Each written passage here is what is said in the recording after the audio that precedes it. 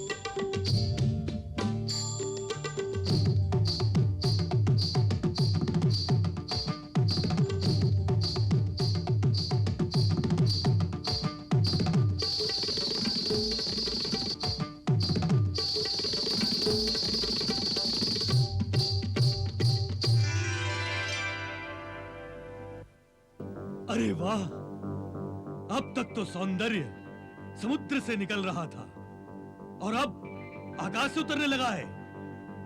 हे सुंदरी, तुम कौन हो? हे मनमोहिनी, तुमने तो एक ही कटाक्ष से हमारा मन मोह लिया है। क्या तुम हमें अपना परिचय नहीं दोगी? मुझे जानकर भी आप मेरा नाम पूछ रहे हैं असुरराज? मैं तुम्हें जानता हूं। हाँ असुरराज, तभी तो आपने मुझे। तिलक प्रस्तुत करते हैं दिव्य भूमि भारत के प्रसिद्ध धार्मिक स्थानों के अलौकिक दर्शन। दर्शन दो भगवान, दर्शन दो भगवान, केवल तिलक पर। मनमोहिनी कहाँ?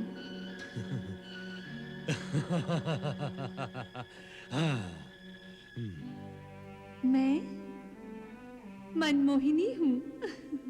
असुरेश्वर, उससे पूछिए तो, क्या वो हमारे साथ असुर लोग जाएगी?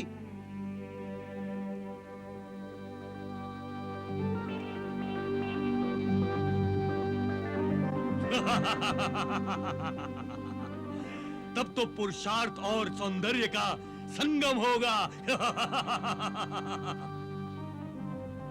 परंतु मुझे तो इस संगम की संभावना नहीं दिखाई दे रही है असुरराज। क्यों सुंदरी? क्योंकि यहाँ तो देवासुर संग्राम चल रहा है। पता नहीं कितने युगों तक ये संग्राम चलता रहेगा। फिर आपको मुझे असुरलोक ले जाने का अवसर ही कहाँ मिलेगा?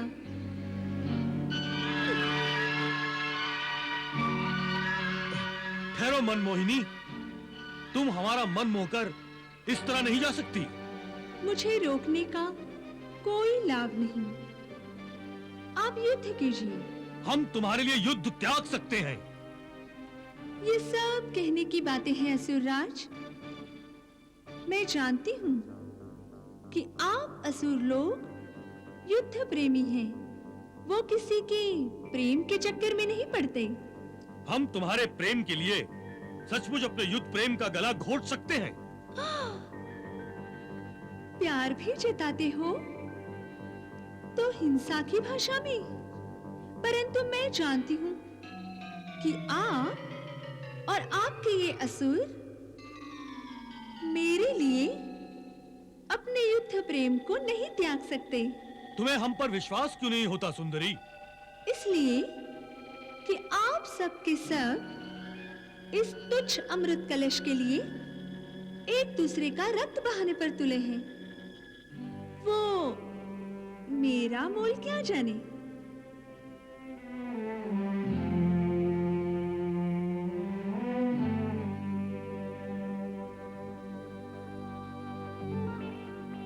आप तो सौंदर्य और यौवन के अमृत रस से छलकता हुआ वो स्वर्ण कलश हैं जिसे पाने के लिए हम कुछ भी करने को तैयार हैं। आपके सामने इस अमृत कलश का मोल ही क्या? यदि आप मुझ पर इतने मोहित हो गए हैं और मुझसे इतना प्यार करने लगे हैं, तो फिर इस घातक तलवार को अब तक अपनी बाहों में क्यों उठाए हुए हैं? तुम्हें यदि तलवार, शस्त्र और युद्ध से इतनी ही घृणा है तो मेरे साथ सभी असुर शस्त्र त्याग करते हैं। हाँ हाँ, हम शस्त्र त्याग करते हैं।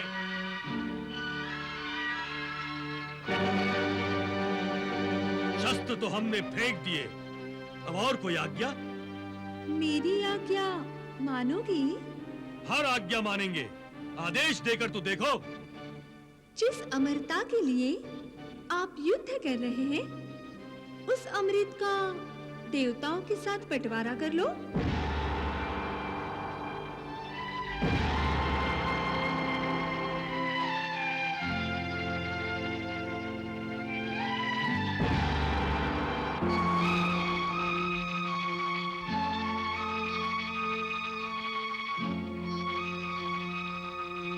मैं जानती थी कि आपको मेरी इच्छा से अधिक ये अमृत प्यारा है। यदि आपको मुझसे अधिक ये अमृत प्यारा है तो लो इसे और मुझे जाने दो। नहीं नहीं, हम आपको इस तुच्छ अमृत के लिए खोना नहीं चाहते। यदि आप मुझे अपने साथ असुरलोक ले जाना चाहते हैं तो लाइए इस निगोड़े अमृत कलश को। मैं इसे अपने हाथों से देवता और असुरों में बांट दूं, ताकि झगड़े की जड़ ही शेष न रहे। हे असुरराज, यदि अमृत रस इस मोहिनी के हाथों से पीने को मिल जाए तो अमृत रस का स्वाद सैकड़ों गुना मधुर हो जाएगा। वाह, क्या सुंदर सुझाव है। हे मनमोहिनी, इस तुच्छ अमृत को अपने हाथों से पिलाकर इसका सम्मान बढ़ा दो और सबको रसमग्न कर दो।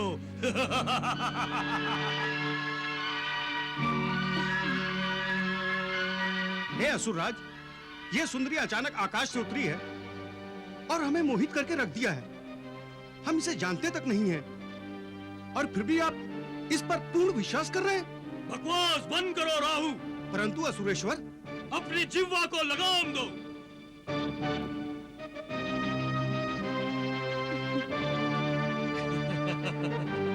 हे मनमोहिनी, अब कोई विवाद नहीं रहा। अब तो अमृत पिला दो हम सबको। यदि मुझसे कोई भूल चूक हो जाए तो मुझे क्षमा कर दीजिएगा असुरराज। अब यदि तुम हमारे प्राण भी ले लो तो हम तुम्हें कुछ भी नहीं कहेंगे।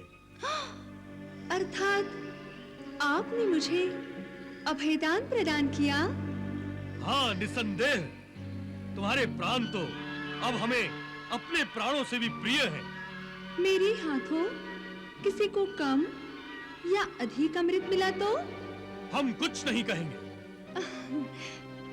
तो फिर मैं आरंभ करती हूँ। तैयार हो जाइए। हाँ, अमृत पीने को भी और तुम्हें असुरलोक ले जाने को भी।